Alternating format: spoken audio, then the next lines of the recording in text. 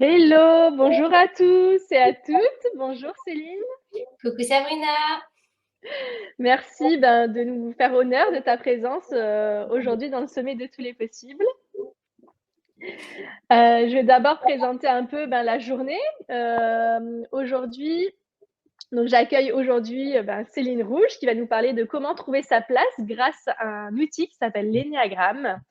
À 14h30, vous pourrez retrouver Sylvie Flao qui va nous parler de l'effet Pygmalion. Et ensuite, à 16h30, Lisbeth Nemendi qui va nous parler de comment inventer son métier pour mettre de la magie dans son business.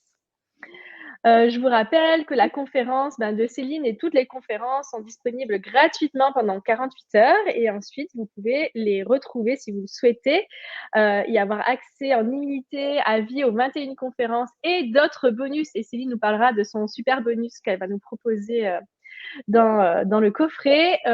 Donc, du coup, vous aurez accès si vous prenez le bonus et vous avez une réduction avec le code de Céline qui est... C'est quoi ton code promo? Sommet Céline. Céline Sommet plutôt, non? C'est dans ce D'accord. sens-là?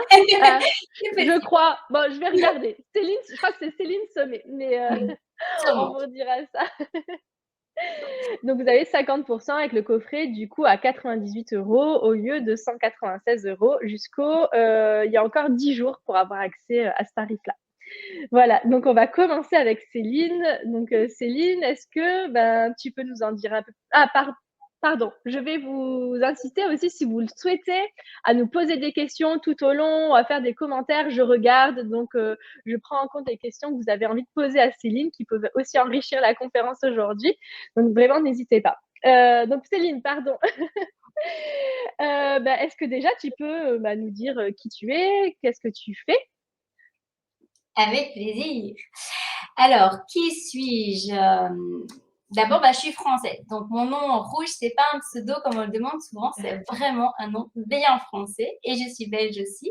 Donc, je suis maman de 3 enfants. Et puis, je vais expliquer un petit peu mon parcours, le parcours de ma vie. Mais pour l'instant, donc, je suis coach de vie, je suis thérapeute énergétique.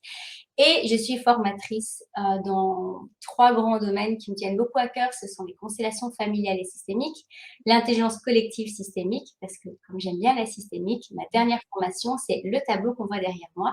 C'est une nouvelle approche systémique de l'énéagramme en lien avec l'écosystème et donc avec le thème de pouvoir trouver sa juste place. Super, merci Céline. Et est-ce que tu peux nous en dire plus sur ton parcours et sur comment, qu'est-ce qui t'a amené à accompagner les personnes à trouver leur juste place?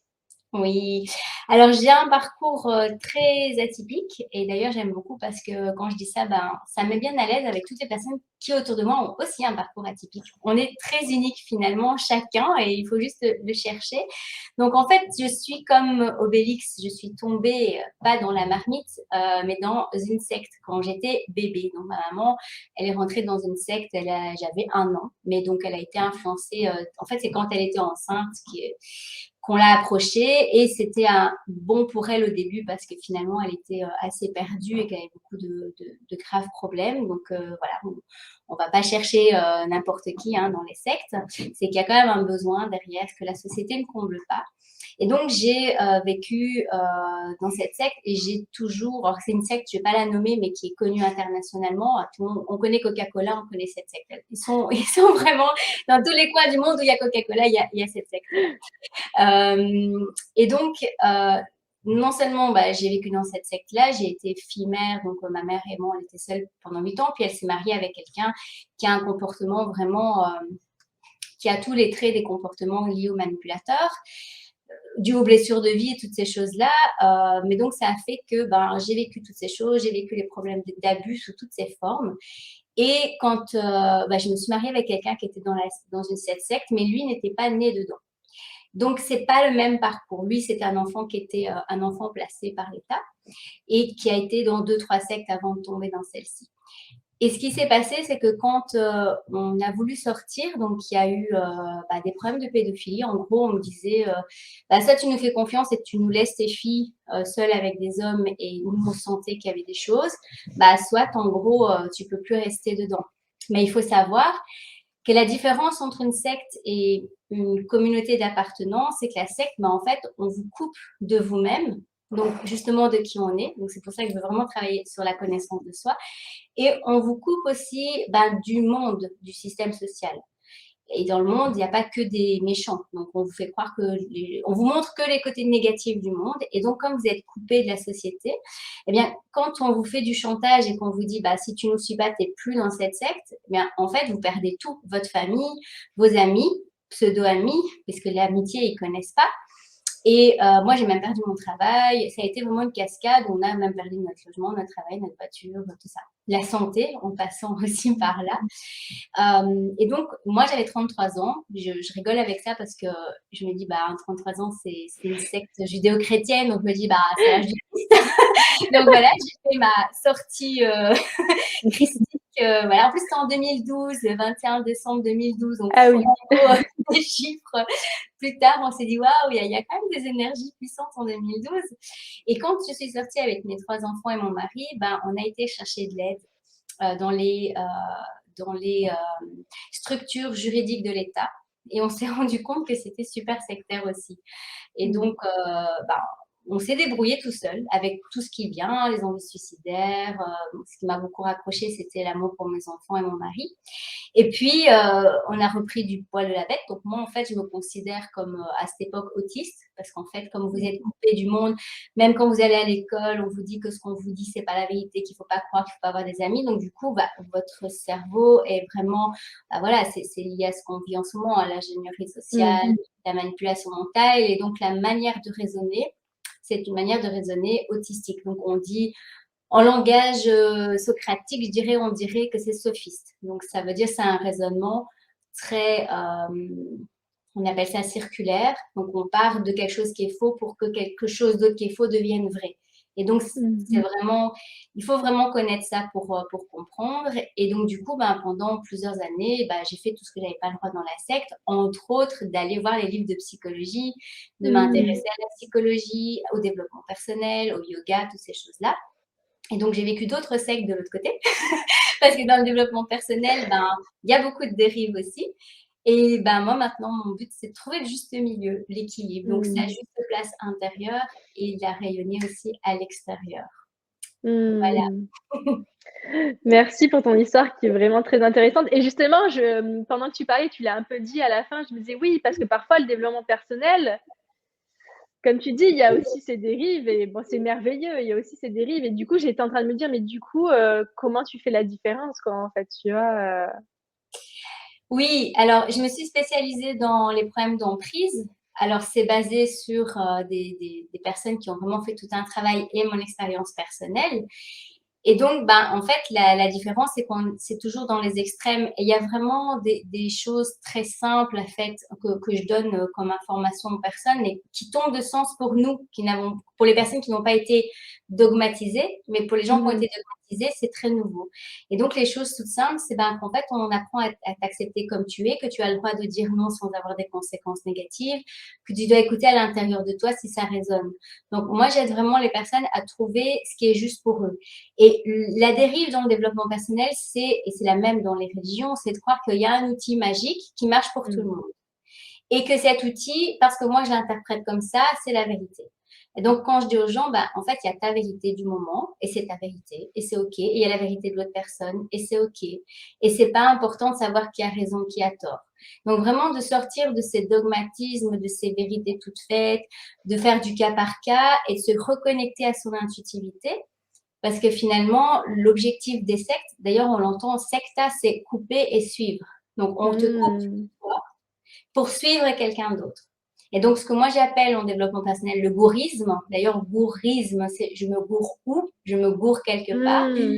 C'est que je donne mon pouvoir à quelqu'un d'extérieur.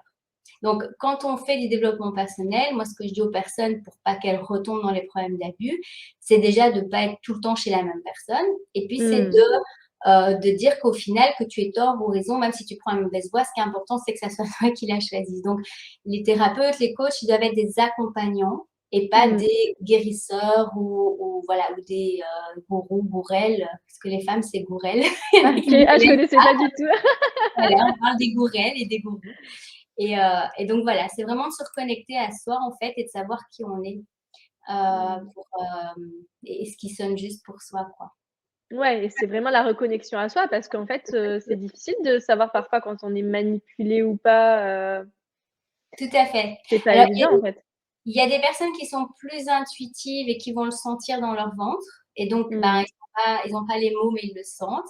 Et puis, il y a des personnes qui sont plus dans, l'aspect mentalisation et qui ont besoin qu'on leur mette des mots derrière ce qu'ils sont, en train de vivre. Et donc là, j'ai une chaîne, YouTube Céline Rouge, donc à mon nom, avec une playlist. Je sors pas à pas de la manipulation mentale et je donne tous les outils pour travailler, là-dessus. Il y a plus de 60 vidéos et bah, ça c'est pour tout le monde, voilà, c'est gratuit.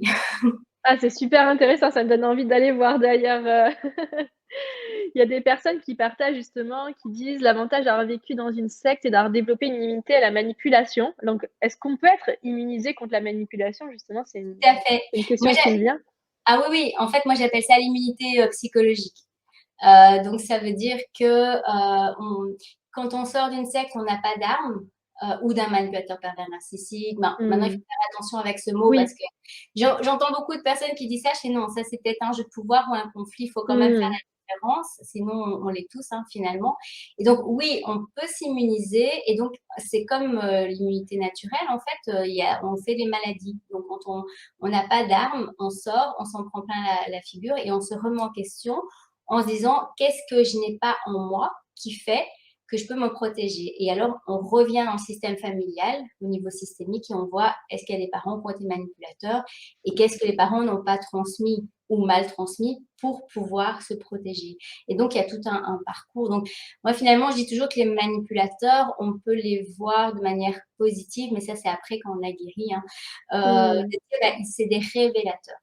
Ils révèlent en fait, qu'est-ce qui nous manque dans notre immunité et on va aller le travailler consciemment. Mmh. Ouais, c'est vrai que ça met en lumière en fait, nous, nos pas nos failles, mais si quelque part là où Oui, on est perméable en fait, tout à fait. Mmh. à la manipulation quoi, en fait.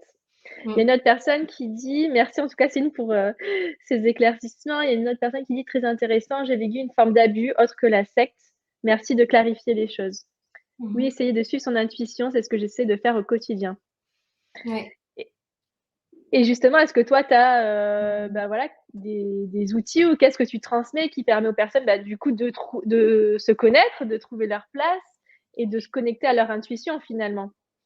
Alors en fait, j'ai plusieurs outils et j finalement, comme j'ai été chercher l'outil des constellations familiales, je me suis rendu compte donc de la systémique, hein, c'est vraiment le lien avec la vie et puis on travaille tout ce qui est émotionnel. Je me suis rendu compte que j'étais hyper sensible au niveau émotionnel et que quand Mmh. on travaillait en groupe, moi c'était, ça partait dans tous les sens, il me fallait 2 semaines pour m'en remettre et donc du coup, j'ai créé des jeux de cartes et donc ce que je propose aujourd'hui sur, l'énéagramme avec l'écosystème, c'est la dernière, formation que je propose. Mais comme tu parlais de reconnexion tantôt, Mmh. bah, j'ai fait le jeu de cartes reconnexion Ah en mini ouais! constellation familiale et j'ai fait celui-là sur la généalogie, pour, retrouver sa juste place justement. Dedans, il y a un thème, où on trouve sa juste place envers sa fratrie, par rapport à ses parents. Parce qu'en fait, finalement, tous les problèmes qu'on a de désordre, qu'on vit dans le travail, avec les amis, c'est tout ce qui n'a pas été dans la matrice et au niveau du système familial. Et donc, il faut venir à la source pour, remettre de l'ordre dans tout ça. Voilà Mmh. et donc le jeu de cartes que là dont je parle, c'est encore une autre place parce qu'en fait, il y a plusieurs portes d'entrée pour travailler sur sa juste place. C'est une place en lien avec l'écosystème et donc là, il y a des cartes. En fait, il y a pas de questionnaire parce que tout se fait par jeu de cartes et en fait, l'idée, c'est de se dire: «Bah, tiens, si par exemple» donc je travaille avec l'énéagramme et la médecine chinoise et donc l'idée, c'est de se dire: «Bah, tiens, je suis peut-être quelqu'un qui est haut». En élément Mmh. chinois, il y en a 5 et si je suis haut, ben, en fait, on peut voir ici que je peux créer des ions négatifs, mais donc je peux être quelqu'un de très critique parce que je fais des corrélations entre la personnalité et l'élément et donc j'incite les gens à se reconnecter à leur élément et en se OK. reconnectant à leur élément, ils vont trouver leurs forces et leurs faiblesses et ils vont se reconnecter aussi aux autres éléments, de la nature parce qu'en fait, on est tout en même temps, on fait vraiment partie de la planète, quoi. Et donc, Mmh. avec nos forces et nos faiblesses, on va comprendre quel est l'élément que moi j'appelle l'antagoniste, c'est l'élément qui normalement vient te structurer. Donc, par exemple, si je prends le bois, si je prends l'histoire du bois, bah, c'est le printemps en plus, donc ça tombe très bien. Je peux avoir un bois comme ça qui va très très bien, un arbre qui va très bien, qui a plein de projets et qui va bien. Et puis, je peux avoir un arbre qui a été coupé par son antagonisme qui est le métal et qui va se retrouver déforesté. Donc, en Mmh. fait, au lieu de d'élaguer un peu l'arbre pour qu'il devienne quelqu'un qui a des projets mais qui fructifie ses projets, lui, il va tellement couper énergétiquement que finalement, bah, la personne qui est dans son bois, il va être complètement amorphe parce qu'on lui aura enlevé toutes ses énergies. Et donc ça, c'est des interactions énergétiques que les gens ne connaissent pas. Et donc, ce qui est intéressant avec le fait d'avoir vécu la manipulation, c'est que j'ai pu constater qu'en fait, une personne peut être dans un élément pour se protéger, parce que sa famille lui a interdit, par exemple, d'être un artiste, de se Mmh. reconnecter à ses intuitions, parce qu'on te dit, bah, en fait, la petite voix dans ta tête, c'est Satan qui parle, donc il ne faut pas l'écouter. On va te dire ce que tu dois penser. Et donc, on s'éloigne complètement de notre nature profonde. Comme on dirait un poisson, bah, il nage, mais il ne va pas dans un arbre. On ne va pas demander à un poisson de Oui. voler ou de monter aux arbres. Et donc, on veut mettre des gens, l'objectif des sectes, c'est de mettre les gens dans des cases et d'en faire des esclaves, quoi. Et Mmh. donc, si on est nous-mêmes, on ne peut pas être esclave parce qu'on va suivre notre propre voie. Et donc, ça, Mmh. c'est vraiment l'objectif de trouver qui on est et sans être dans le fait de mettre non plus des cases dans l'énéagramme parce qu'il y a des personnes qui me disent oui, moi je suis dans ce profil et donc du coup c'est aussi dogmatique. Et donc la manière dont j'explique les choses, c'est qu'en fait, il y a un tronc, il y a une base, mais qu'en fait, une fois qu'on revient sur sa bonne base, on peut vraiment, comme un arbre, s'épanouir dans les autres et aller vers sa complétude. Et donc vers Mmh. l'autonomie de soi. Et qui dit autonomie, ben, on n'a plus besoin d'être manipulé si on est autonome. Ouais, parce qu'on écoute sa propre voix et du coup, plus forcément l'extérieur. Mais du coup, ça veut dire qu'on ne doit pas écouter l'extérieur? Pas du tout, parce que le thème de la formation, c'est l'écosystème. Et en fait, l'écosystème, je regarde comment, je ne le vois pas ici, l'écosystème, on l'a écrit avec OK. ECHO-système. Donc, c'est l'écoute du Mmh. système. Et Mmh. donc, il faut faire la différence entre les personnes qui veulent nous imposer des choses et les Mmh. personnes qui ont des messages à transmettre et qui résonnent en nous. Et c'est vrai que c'est très difficile parce que souvent on me dit, mais comment on fait la différence entre l'ego et l'intuition? Bah, c'est très fin en fait, cette Mmh. différence. Et ben, moi je dis, écoute, dans la vie de chaque jour, hein, tu te dis, ah, tiens, j'ai envie d'aller à gauche, tu vas à gauche quand tu marches et tu te rends compte que paf, tu rencontres quelqu'un que tu n'avais pas vu depuis 20 ans. Mmh. Ça, c'est l'intuition. Et quand tu vois que quelque chose est connecté à ton intuition, alors reviens en arrière quand tu as eu là et écoute le son que ça a eu, les émotions que Mmh. tu as ressenties. Donc vraiment de se connecter à soi-même. Et par contre, si tu as écouté quelque chose et que ça s'est mal passé, ça c'était l'ego. Et donc écoute aussi à partir de quand. C'est très fin, hein, et puis chacun agit différemment. Donc mais c'est un exercice quotidien qu'on peut faire. Et puis après, une fois qu'on a confiance en son intuition, ben, là, on gagne beaucoup de temps, en fait, finalement. On Ouais, fait non plus des murs, quoi. oui et puis c'est de l'expérimentation et de l'observation de soi, en fait. Là, j'essaye, je vois, je suis ce que ma petite voix qui me dit: «Voilà, pars plus tôt, à 10 heures que 10:30 et puis on teste, puis on voit comment ça se passe» et je me demande parce que parfois, est-ce que l'intuition, elle peut pas nous amener aussi vers des difficultés, mais qui seraient bonnes pour nous? Est-ce que c'est forcément, quand on écoute notre intuition, est-ce qu'il y a que des choses bonnes qui se produisent, en fait? Ben, en finalité, je pense que oui, mais forcément, qui dit lumière dit ombre. Et Mmh. donc, il y a des fois où on va faire quelque chose et puis on va peut-être se casser quelque chose, mais on ne sait pas si on ne l'avait pas fait, ce serait peut-être pire. Et peut-être qu'on devait passer par là pour pouvoir conscientiser ou régler d'autres choses avant. Donc, je dirais que si dans les mois et les années qui viennent, on se rend compte qu'il y a quelque chose de positif qui est sorti de ça, bah, c'est que c'était OK, quoi. Mais c'est jamais agréable hein, quand on a un truc qui est pas cool. On aimerait bien que l'intuition, ça soit toujours waouh, waouh, waouh. Mais voilà, même en médecine chinoise, on dit que pour développer la joie, tu es obligé de passer par la tristesse. L'un ne va pas sans l'autre. Donc voilà, c'est l'obligation. Voilà, dans ce monde-ci, hein, qui Oui. travaille sur la dichotomie, ben c'est comme ça. Mais c'est pour ça que je te pose la question, parce que les personnes qui nous écoutent, peut-être, elles découvrent ce que c'est l'intuition, s'écouter, et que peut-être que si on dit, voilà, s'il se passe toujours des choses bien quand tu écoutes l'intuition, le moment où elles sont face à des difficultés, elles vont peut-être se dire, bah, je vais arrêter d'écouter ma petite voix, parce que si à chaque fois, ben voilà, il y a des galères qui m'arrivent, ben, je vais écouter ce qu'on me dit à l'extérieur, parce que finalement, ils savent peut-être mieux que moi. Mhm.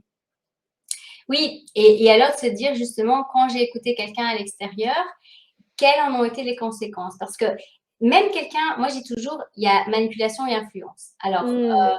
et c'est inconscient un peu les deux. Et donc tu peux avoir une influence, même une influence positive peut quand même être négative.